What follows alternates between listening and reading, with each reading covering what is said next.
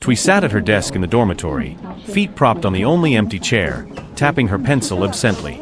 She was a fourth-year student at Guangzhou University, majoring in biology, a pragmatic, rational field that rarely tolerated superstition. Her roommate, Vi, quietly typed out an assignment on a laptop. The dorm room smelled faintly of instant noodles and floral air freshener. "I'm not sure I want to believe all these ghost stories about the abandoned hall," Vi muttered, pausing to push her glasses up her nose. "But my group told me it's better to avoid going near it at night." Twee shrugged. "Ghost stories are half the fun of campus life, right? I've heard that locked building used to be an older wing with labs. People claim a tragic incident happened there." She scoffed. "Sure, maybe. But it's so easy to spook gullible underclassmen." And yet, her tone was more defensive than confident. Twee had already heard murmurs that the old Hall F, located behind the main academic block, carried sinister rumors. Apparitions of a young woman in white, watery footprints leading nowhere, locked doors found mysteriously ajar. Students swore to keep away, especially after dark. It had been boarded up for years. The administration never explicitly explained why, only that the space was under indefinite renovation. Vi closed her laptop, stifling a yawn. "You know, if you're so sure there's no ghost, you can check it out yourself." She flashed a mischievous grin, half challenging. "You do need to prove your boldness, Ms. Rational." Twee tapped her pencil more vigorously. "Maybe I will," she retorted. "I can't stand superstitions overshadowing common sense. That building's locked up for official reasons, not because a ghost is there." With that, Twee set her pencil aside. She didn't realize how quickly she'd seize an opportunity to explore that corridor, nor how deeply she'd regret it. Before the next morning's class, Twee's friend Tuan cornered her by the vending machine, looking jittery. He'd grown up in the same province as Twee but studied engineering. Tuan said, "I heard about your plan to investigate Hall F. Are you nuts? People said they see a woman in a white AO dye floating in the corridor." "She." "Stop," Twee cut in, pressing a coin into the vending slot. "It's campus folklore. Students relish scaring one another. I refuse to let rumors overshadow logic." She punched the button for a cold coffee drink. Tuan scowled. "It's not rumor alone. My senior Dao was an RA who sneaked in there once, a few years back. She apparently heard crying from somewhere and saw watery footprints trailing behind her. She told me it was the creepiest moment of her life." "And did she see an actual ghost?" She glimpsed a female figure at the far end of the corridor. The figure turned, looked at her, then vanished. Dao fainted on the spot. Security found her unconscious. Twee folded her arms. Maybe she was half asleep, or it was someone else messing around. She sipped her coffee, forcing bravado. "Relax, Tuan." He exhaled, shrugging. "Fine. Don't say I didn't warn you." That evening, Twee confided to Vi that she'd gleaned more specifics. The ghost, known among some older students as Lin Hoa, was rumored to be a pregnant undergrad who, facing personal crises, drowned herself in a flooded basement corner of Hall F. Some versions said her fiancé left her, or that disapproving family forced her to vanish. Others insisted she died by misadventure in a campus accident.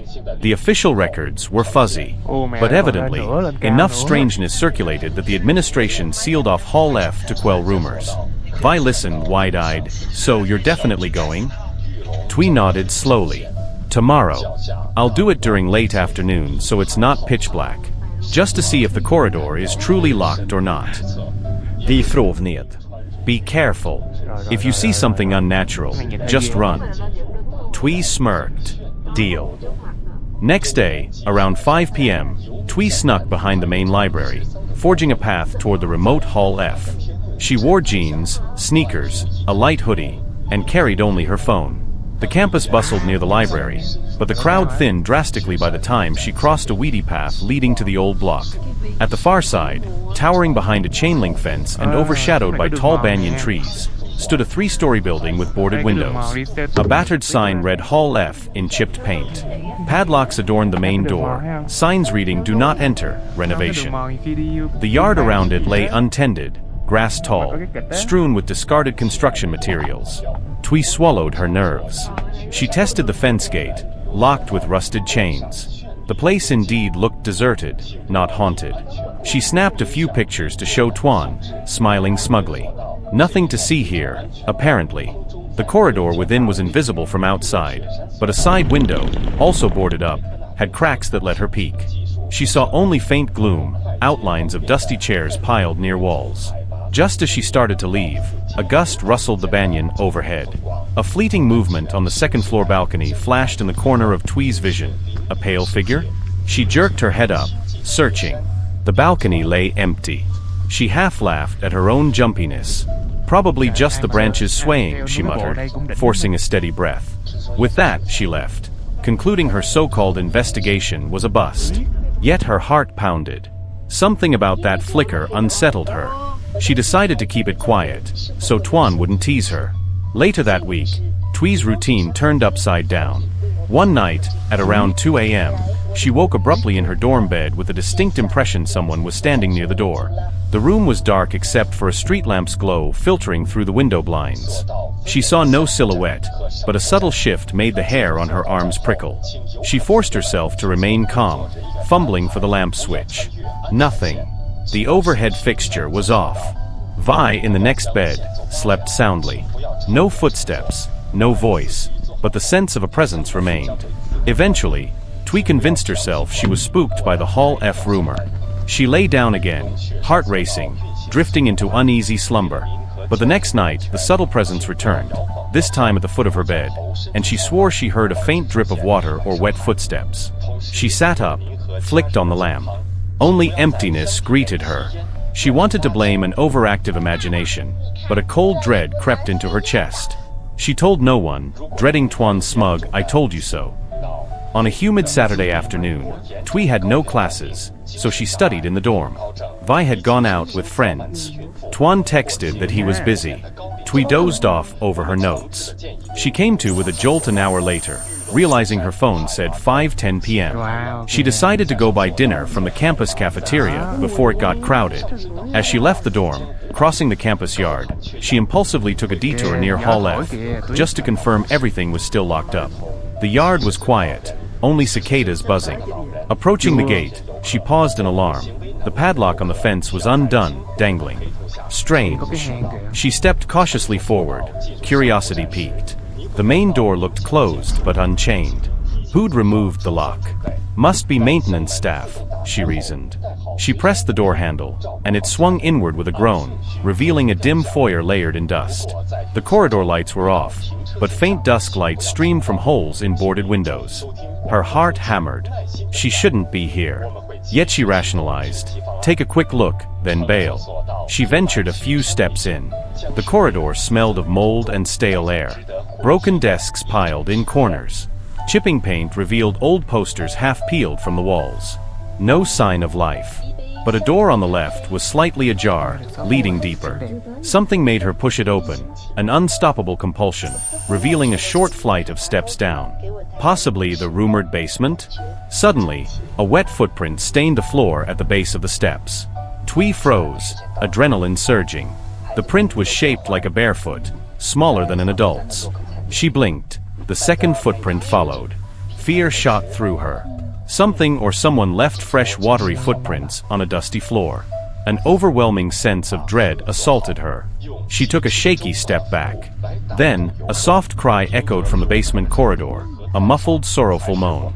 Twee yelped, spinning to flee, but her vision blurred, knees buckling. She collapsed, half swooning as darkness swallowed her. She emerged from unconsciousness to find a security guard shaking her shoulder. "Student, are you all right? You shouldn't be in here."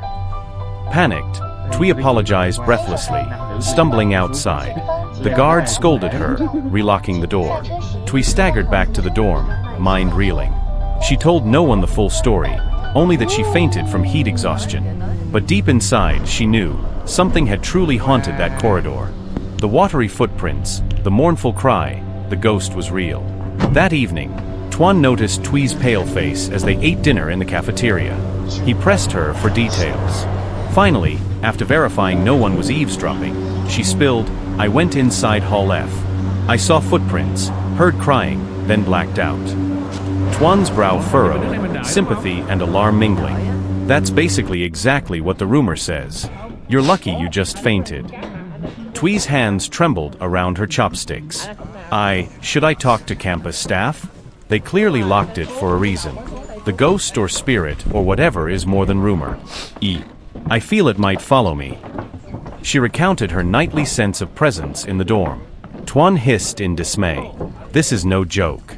We need help from someone who knows about such phenomena. He suggested they consult an upperclassman rumored to have strong spiritual sensitivity. Twee resisted, her rational brain balking at supernatural help. But Tuan insisted. Look, you tried going in with logic. And what happened? You fainted at watery footprints. Let's be pragmatic. If an advanced student has experience, let's get their advice. Finally, Twee relented. That Sunday, Tuan arranged a chat with Min Chow, a fifth year who lingered on campus finishing a graduate thesis in cultural studies. Chow greeted them in a quiet corner of the library, wearing an embroidered blouse and exuding a gentle calm. Tuan told me you encountered something in Hall F, Chow said softly, sipping hot tea from a thermos. I'll help however I can. Twee described the footprints, the moan, the fainting. Now I feel a presence at night, she added with a shaky smile. I hate to sound paranoid, but it's real. Chow nodded sympathetically. I've researched many campus ghost stories.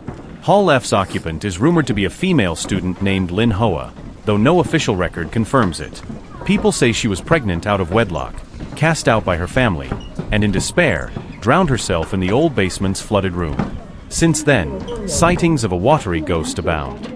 She's said to roam the corridors, calling out in sorrow. Twee shivered. So the watery footprints might be from her? Chow set down her tea. Yes. She might be fixating on you because you intruded. She's reaching out, perhaps wanting help or to share her sorrow. But if you keep ignoring it, it could escalate. Some ghosts, especially those who died tragically, carry strong emotional force that can harm the living, intentionally or not. So how do I deal with it? Chow suggested a small ritual, offer her respect, an apology for trespassing, and a symbolic gesture to guide her to peace. Typically, that means lighting a candle near the building, leaving a token, and reciting a short prayer for her rest. If she's truly a restless soul, acknowledging her might ease her aggression. But be cautious, some tragedies are too deep for a simple offering. Twee's pragmatic side rebelled, but the nights of unsettling presence drove her to consider any solution. Tuan piped up, I'll come with you. She exhaled. All right, let's do this. At dusk 2 days later, her heart thrumming with anxiety, Twee returned to Hall F's perimeter accompanied by Tuan and Chow. A security guard patrolled, so they didn't attempt re-entry. Instead, at a quiet corner near the fence, they set up a small foldable tray. On it, Chow placed a tea light candle in a glass holder, a pinch of salt, a small cluster of fresh flowers. Twee recited the lines Chow provided. If a restless spirit resides here, I acknowledge your sorrow. We wish you peace and rest. We apologize for intruding. May you find comfort, no longer bound by pain. We leave this offering in compassion. May you move on, harming no one. Though it felt a bit theatrical, Twee poured sincerity into each word. The moment she finished, a slight breeze rattled the fence. Tuan's eyes darted around, half expecting to see a phantom appear. Nothing manifested. They left the candle burning in the glass holder, hoping no wind would knock it over. Chow insisted it remain until it burned out, symbolizing the ghost's release. Returning to the dorm afterward, Twee experienced mixed relief. Chow assured her, it may take time. She might react tonight or remain silent. Don't panic. That night, Twee fell into a restless sleep. In the small hours, she dreamed of wandering Hall F's corridor again, but this time it wasn't boarded up. A faint light glowed ahead. Water dripped from overhead pipes, forming puddles. The moan of a sorrowful woman echoed. Twee approached a half-flooded room. Inside, a figure knelt, wearing a damp white AO dye, hair plastered to her cheeks, tears streaming. She turned to Twee with heartbreaking eyes. Why did they forsake me? Her lips formed silently. I have nowhere to go. Twee's chest squeezed with pity and fear. She tried to speak, but no words emerged. The woman reached out, fingers trembling, as if begging for help. Twee jolted awake, heart pounding. In the dorm's darkness, she realized she felt no malevolence in that dream, only anguish. She's not purely malicious, Twee thought, pressing a hand to her racing heart. Could it be that the ghost was locked in sorrow, unable to cross over, angrily lashing out at intruders? At breakfast, Twee recounted the dream to Tuan and Chow. Chow's brow furrowed. This might be progress. She's showing you her pain. Maybe the ritual made her somewhat receptive to letting go. Twee nodded, swallowing residual dread. So, do I do more? Another offering. Chow recommended waiting. Let's see if she backs off or tries to lead you to something else. No new disturbances occurred for a week. Twee began to relax, thinking the worst was over. But all illusions of peace collapsed one rainy afternoon, when news spread that security found a small leak near Hall F's basement, leading them to open the building for emergency inspection. A rumor said they discovered something haunting. Twee's curiosity flared uncontrollably. Despite Tuan's pleas to remain cautious, Twee approached the building next day, hoping to glean details. She found 2 security guards plus a maintenance worker standing by the fence. She overheard them discussing bones found in that flooded subroom. Her blood ran cold. She inched forward. One guard quietly said, "We never realized a skeleton lay under the debris. Someone must have drowned or gotten trapped. That's likely the old rumor come true." Twee's pulse hammered. Could this be the remains of Lin Hoa?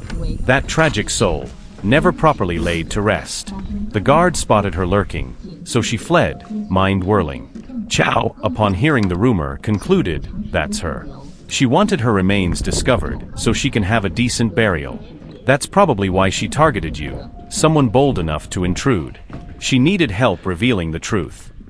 Twee's eyes teared up. So the footprints, the sobbing, she was calling for someone to find her body. And I was the unlucky or lucky one to come close.